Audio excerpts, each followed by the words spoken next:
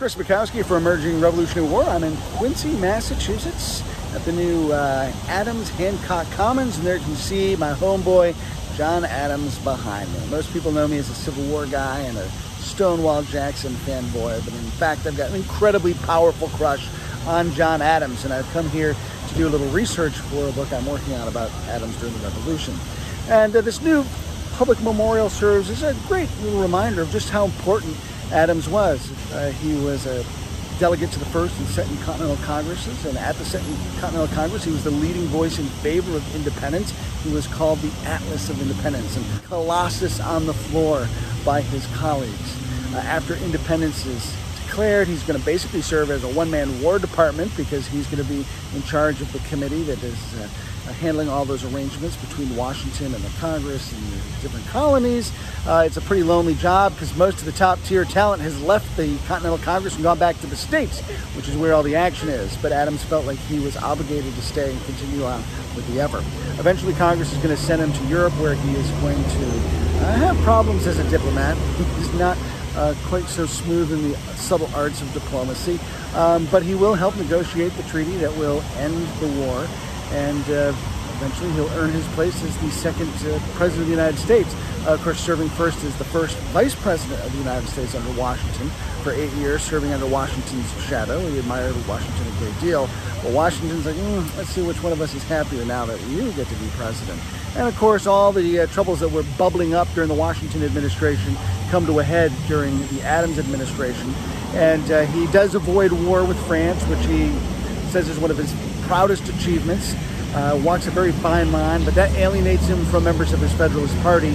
And Alexander Hamilton, of all people, will harpoon him in the election of 1800. And that will eventually lead to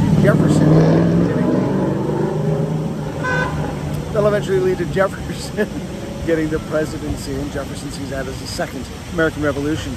Adams will return here to Quincy, Massachusetts, and he'll live out his retirement bitter, angry, sort of raging against the world for his first few years, but then he settles into a nice retirement. And he has kind of the last few years just being fat and happy. He will strike up a friendship with Thomas Jefferson, one that had been strained because of Jefferson's presidency and led to an alienation between the two of them. But their correspondence ranks as some of the finest set of American letters ever written, and any student of American history who's serious about the Revolution should read what the two of them have to say to each other, because as Adams says, we should not die unless we have the opportunity to first explain ourselves to each other. And that's what their correspondence is. They're writing to each other, but they're writing to us as well, and then those letters are delightful. Eventually, Adams and Jefferson will both die on the same day, the 50th anniversary of the Declaration of Independence, July 4th, 1826. There I got a couple young historians sitting in the background behind me. Whether they know I'm here talking to them or just trying to photobomb me or not, who knows? Kids these days, right? But I'm excited to spend some time exploring Quincy. Adams' birthplace is here. The birthplace of his son John Quincy is here. His retirement home, Peacefield, is here. He and Abigail are both buried here, as are John Quincy and his wife, Catherine, in the church behind me here. So it's just a really neat little spot here south of Massachusetts that's just brimming with Revolutionary War history.